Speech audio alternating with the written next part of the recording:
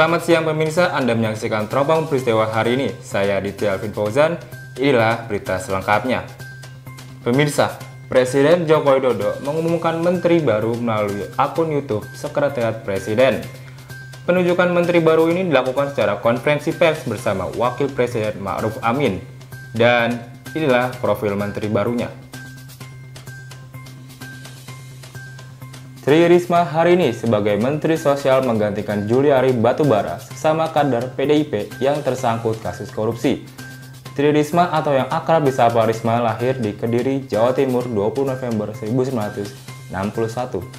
Ia adalah wali kota Surabaya yang menjabat sejak 17 Februari 2016.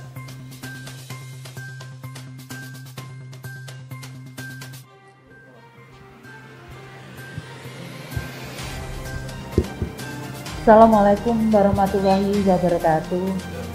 Selamat sore, Shalom, Om Swastiastu, Namo Buddhaya, Salam Kebajikan, Rahayu. Yang saya hormati teman-teman yang ada di ruangan ini dan teman-teman media. Pertama terus terang saya cukup kaget meskipun sudah banyak yang membicarakan, tapi terus terang saya tidak pernah berpikir atau membayangkan menjadi menteri, karena ini kepercayaan Bapak Presiden dan Bapak Wapres, dan ini untuk saya mengabdi untuk negara, maka saya matur nuwun kepercayaannya oleh Bapak Presiden dan Bapak Wapres serta tentunya seluruh bangsa Indonesia. Yang kedua, program kami adalah yang pertama adalah perbaikan data untuk data-data penerima bantuan. Kami akan kerjasama dengan Kementerian Dalam Negeri, terutama terkait data kependudukan dan perguruan tinggi yang ada di wilayah masing-masing. Karena menurut saya akan sangat lebih baik kalau kami melibatkan perguruan tinggi juga di dalam implementasi kami di lapangan, sehingga output atau goalnya bisa dilihat dan bisa kita lakukan evaluasi bersama dengan perguruan tinggi. Yang kedua adalah kami akan menyampaikan ke Bapak Presiden bahwa program-program kami adalah program pemberdayaan. Jadi sebagaimana diamanatkan di undang-undang bahwa yang pertama adalah kemanusiaan, keadilan, dan fakir miskin itu dan anak-anak terlantar itu di bawah tanggungan pemerintah. Karena itu kami akan perhatian terutama terhadap anak-anak terlantar, kemudian fakir miskin, itu yang akan kami prioritaskan untuk program pemberdayaannya. Jadi sehingga anak-anak kita bukan hanya menengadahkan tangan, tapi mereka bisa melakukan segala sesuatu, termasuk yang sudah kami lakukan sebelumnya adalah bagaimana meskipun mereka disabilitas, namun mereka bisa berguna dan bermanfaat. Juga anak-anak jalanan mereka bisa berguna untuk bangsa dan negara kita. Yang ketiga adalah kami akan melakukan pemberdayaan karena dengan kerjasama dengan beberapa kementerian, misalkan Kementerian Koperasi, Perdagangan, Perindustrian, karena kami akan memberdayakan kalau suaminya sudah bekerja, namun kondisinya dia masih butuh bantuan atau miskin, maka kami akan melibatkan mesin yang kedua, yaitu kaum ibu-ibunya. Kami akan bekerja sama dengan program yang sama. Tadi saya sampaikan membentuk koperasi bisa di tingkat kecamatan dan bisa di tingkat kelurahan. Kita akan lihat perkembangannya membutuhkan, karena tiap daerah itu mempunyai karakteristik yang berbeda-beda. Namun kita punya pengalaman bahwa koperasi itu sangat membantu.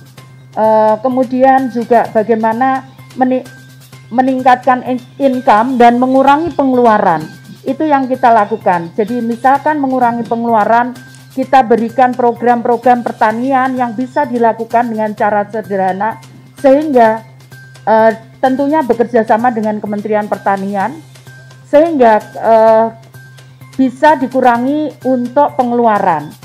Kemudian untuk peningkatan pendapatan, maka kita akan buat program-program. Tadi saya sampaikan bekerja sama dengan kementerian-kementerian yang lain. Tentunya kalau kita bisa bersama-sama, tentunya percepatan untuk pengurangan kemiskinan dan pengurangan terutama untuk warga yang membutuhkan seperti penyandang disabilitas dan kemudian masalah sosial itu bisa ditangani secara komprehensif dan terintegrasi. Meskipun kami harus melakukannya tidak bisa sendiri, kami harus bekerja sama dengan kementerian yang lain. Saya kira itu, dan kemudian yang terakhir tentunya untuk anak-anak terlantar. Kita ingin bahwa anak-anak semua mendapatkan hak untuk dia bisa mendapatkan akses pendidikannya. Mereka juga harus mendapatkan hak untuk kesehatannya. Karena itu kami juga akan bekerja sama dengan Kementerian Kesehatan untuk bagaimana mengelola kesehatan yang kita berikan bisa mempunyai hak untuk warga memang yang penyandang permasalahan sosial. Itu yang harus kita tangani secara bersama-sama. Saya kira itu yang bisa saya sampaikan. Terima kasih. Wassalamualaikum warahmatullahi wabarakatuh. Selamat sore. Om Swastiastu, Salam Rahayu. Sandiaga menggantikan Wisnu Tama sebagai Menteri Pariwisata dan Ekonomi Kreatif. Pria yang bernama lengkap Sandiaga Salahuddin Uno lahir di Rumbai, Pekanbaru, Riau pada tanggal 28 Juni 1969. Bismillahirrahmanirrahim. Assalamualaikum warahmatullahi wabarakatuh. Salam sejahtera bagi kita semua. Shalom, Om Swastiastu, Namo Buddhaya, salam kebajikan, salam sehat, salam hormat, penuh semangat. Yang saya hormati koleha-koleha yang telah hadir pada hari ini dan rekan-rekan yang juga pada sore hari ini hadir di Istana Merdeka. Pertama-tama saya ingin mengucapkan Hari Ibu untuk seluruh ibu di pelosok Nusantara, termasuk Ibu Risma, ibu saya dan ibunya anak-anak saya, dan juga ibu-ibu yang ada di sini. Semoga dengan Hari Ibu ini kita bisa terus memberdayakan perempuan hebat dan perempuan mandiri. Syukur kehadirat Allah Subhanahu wa Ta'ala bahwa di tengah pandemi COVID-19 kita masih bisa berkumpul dan insya Allah hadir pada acara yang mudah-mudahan membawa keberkahan ini. Saya sendiri baru saja selesai dalam pemulihan dari penyakit COVID-19 yang saya rasakan sendiri selama 2 minggu terakhir. Dan tentunya dalam konteks ini tugas dan amanah yang disampaikan oleh Bapak Presiden dan Bapak Wakil Presiden teramat sangat berat. Karena kebangkitan bangsa Indonesia untuk pulih dari COVID-19 dan melanjutkan agenda pembangunan terutama di sektor pariwisata dan ekonomi kreatif akan sangat bergantung pada pemulihan kesehatan dari sisi COVID-19 dengan upaya kita menerapkan protokol kesehatan yang ketat dan disiplin. Yang kedua, tentunya adalah jutaan lapangan pekerjaan yang di sektor pariwisata maupun ekonomi kreatif berjumlah belasan, mungkin puluhan juta yang harus kita selamatkan. Adapun sektor pariwisata dan ekonomi kreatif ini akan menjadi lokomotif pasca pandemi COVID-19 untuk kita melanjutkan agenda-agenda pembangunan di sektor ini untuk terus membuka lapangan kerja seluas-luasnya dan menghadirkan kesejahteraan bagi para rakyat masyarakat Indonesia. Terakhir, strategi yang mungkin bisa diadopsi adalah strategi inovasi dengan menggunakan teknologi, menggunakan pendekatan-pendekatan big data, pendekatan kekinian untuk memetakan baik dari segi potensi maupun penguatan dan memastikan para pelaku sektor pariwisata dan ekonomi kreatif bisa bertahan, tapi bukan hanya survive, but also thrive. Survive and thrive, bertahan dan menangkap peluang menjadi pemenang. Strategi inovasi. Kedua adalah strategi adaptasi, karena kita sekarang menghadapi pandemi, mendahulukan kesehatan dan keselamatan di setiap destinasi pariwisata dan di setiap lini ekonomi kreatif. CHSE salah satunya. Dan terakhir tentunya adalah kolaborasi.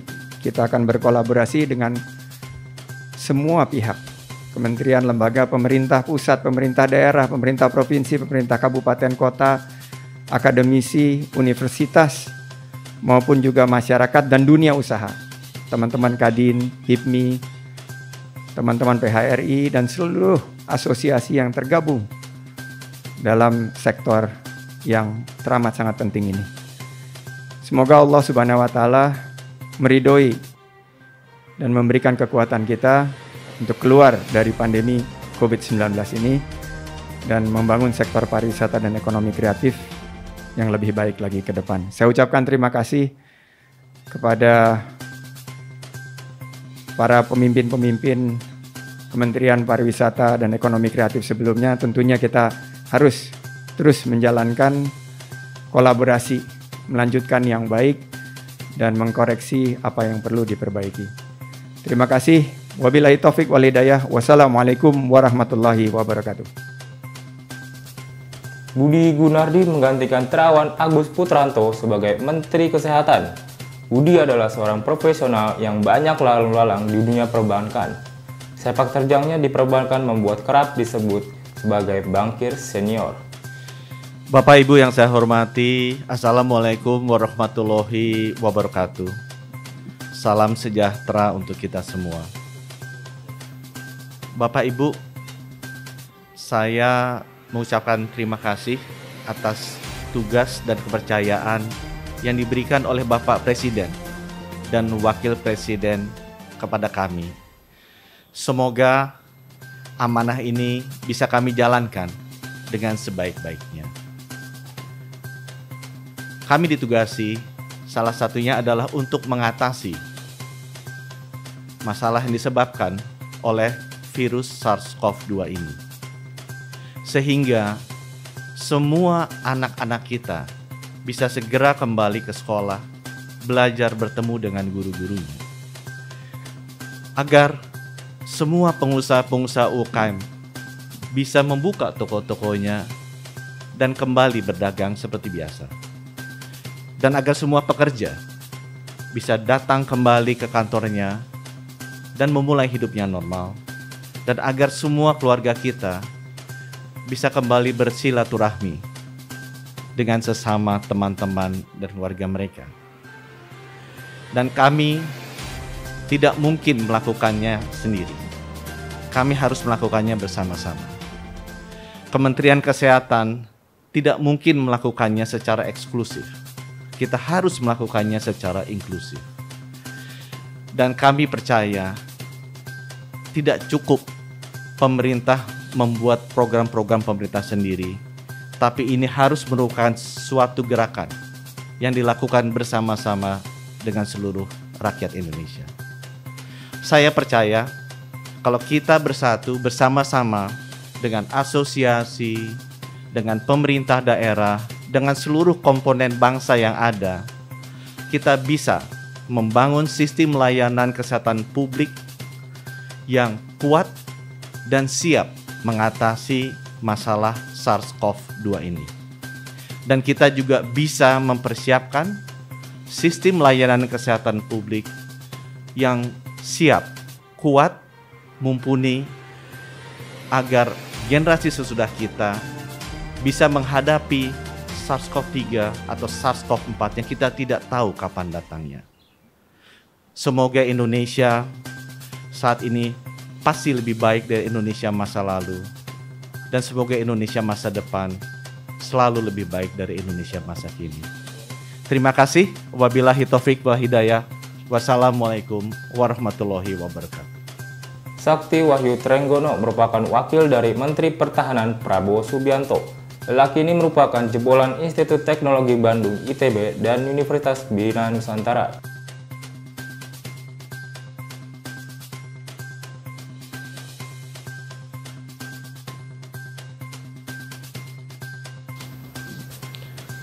Selamat sore. Assalamualaikum warahmatullahi wabarakatuh.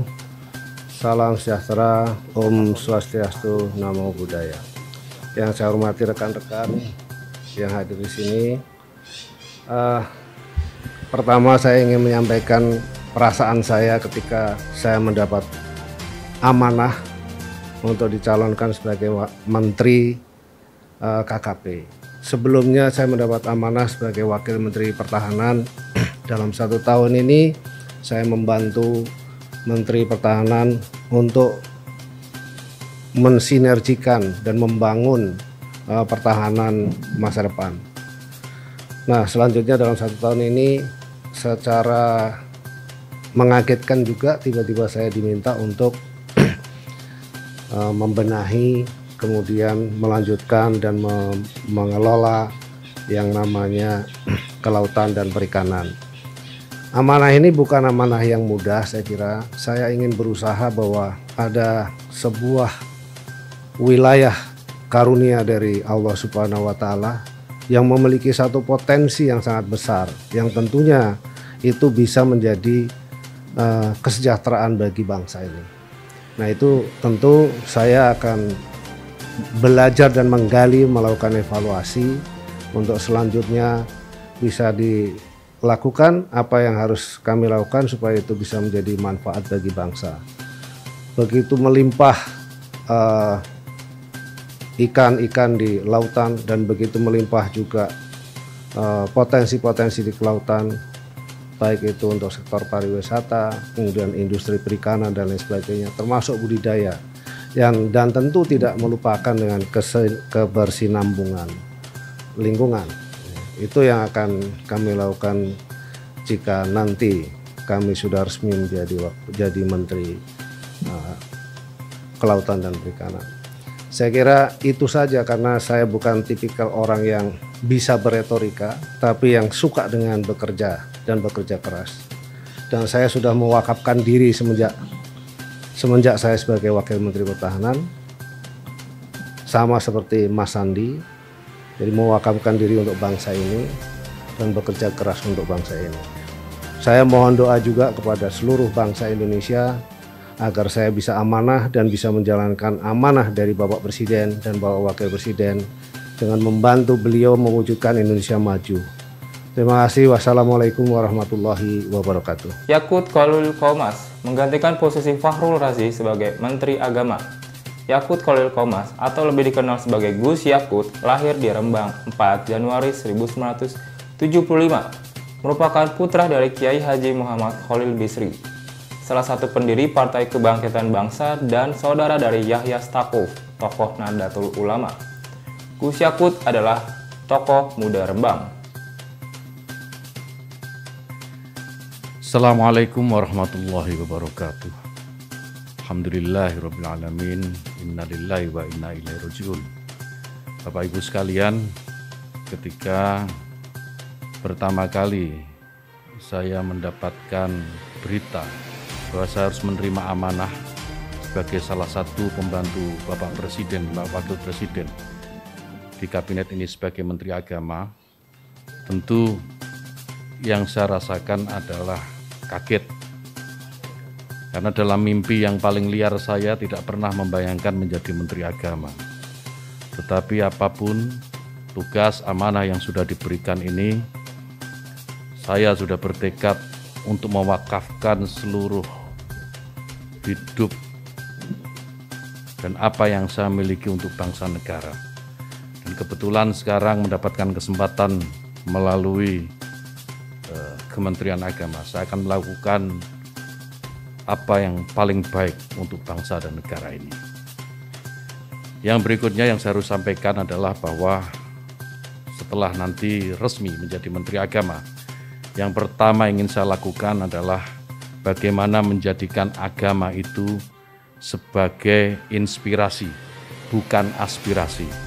Artinya apa? Bahwa agama sebisa mungkin tidak lagi digunakan menjadi alat politik, baik untuk menentang pemerintah maupun merebut kekuasaan, atau mungkin untuk tujuan-tujuan yang lain. Agama biar menjadi inspirasi, dan biarkan agama itu membawa nilai-nilai kebaikan, nilai-nilai kedamaian dalam kehidupan berbangsa dan bernegara. Kemudian yang kedua tentu tugas yang tidak mudah, yaitu bagaimana bisa meningkatkan, yang pertama adalah ukhuwah Islamiyah. Kenapa ukhuwah Islamiyah? Karena kita tahu bahwa mayoritas warga negara ini adalah pemeluk agama Islam. Maka negara ini akan damai, negara ini akan tentram jika sesama Muslim, sesama umat Islam ini memiliki ukhuwah atau persatuan di antara mereka. Yang kedua, meningkatkan ukhuwah watoniyah atau persaudaraan sesama warga bangsa. Kenapa ini penting? Karena kita tahu bahwa Indonesia ini merdeka, Indonesia ini lepas dari jajahan kolonial, itu karena perjuangan oleh semua agama, bukan hanya Islam. Umat Muslim, kaum Kristiani, Hindu, Buddha, Konghucu, dan semua agama yang ada di Indonesia pada waktu pergolakan kemerdekaan mereka terlibat. Sehingga maka penting ukhuwah watoniyah ini kemudian kita bangkitkan kembali, agar tidak ada satu kelompok pun, tidak ada satu agama pun yang mengklaim merasa paling memiliki negara ini. Semua berhak memiliki negara ini. Kemudian yang ketiga, ukhuwah basyariah, persaudaraan atau persatuan sesama umat manusia.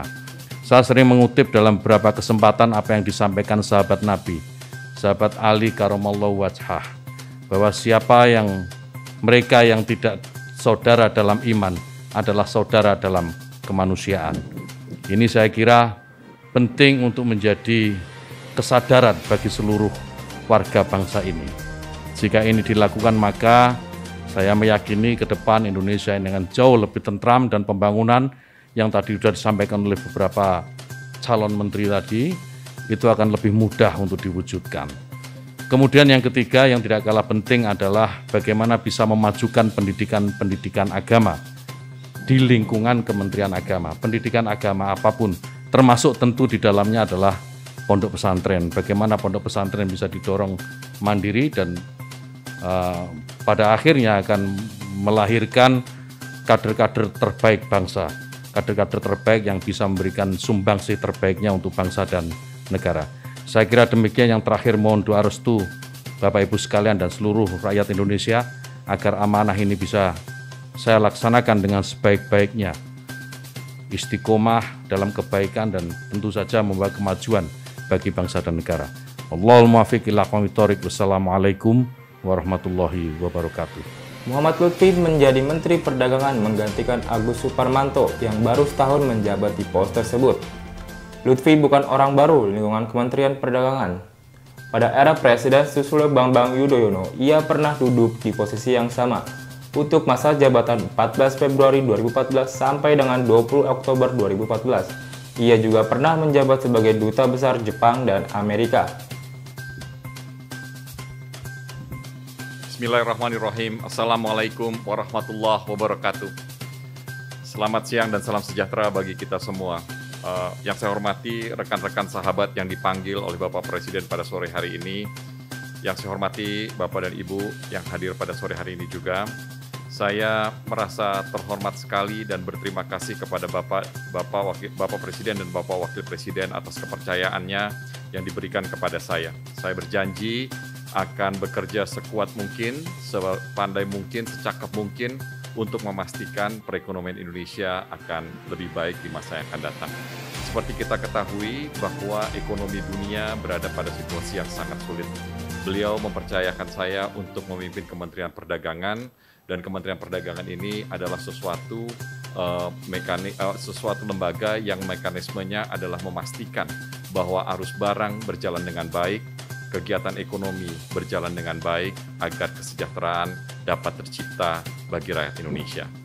Pada saat yang bersamaan, saya akan berjanji, karena Menteri Perdagangan itu kalau dianalogikan sama seperti wasit bertinju. Pembeli penjualnya adalah petinjunya, dan rakyat Indonesia adalah penontonnya. Ketika wasit tidak melakukan sesuatu dengan hal yang semestinya dilakukan, penonton dan petinju-petinju ini akan melihat kecurangan ataupun kekurangan. Oleh sebab itu, saya akan berjanji menjadi transparan. Kementerian ini akan memastikan juga bahwa ekonomi Indonesia harus berjalan secara baik, secara efisien untuk mensejahterakan bangsa dan negara. Terima kasih. Wabillahi taufiq wal hidayah. Wassalamualaikum warahmatullahi wabarakatuh. Demikian Teropong Peristiwa hari ini. Saya Ditya Alvin Fauzan, pamit undur diri. Selamat beraktivitas dan sampai jumpa.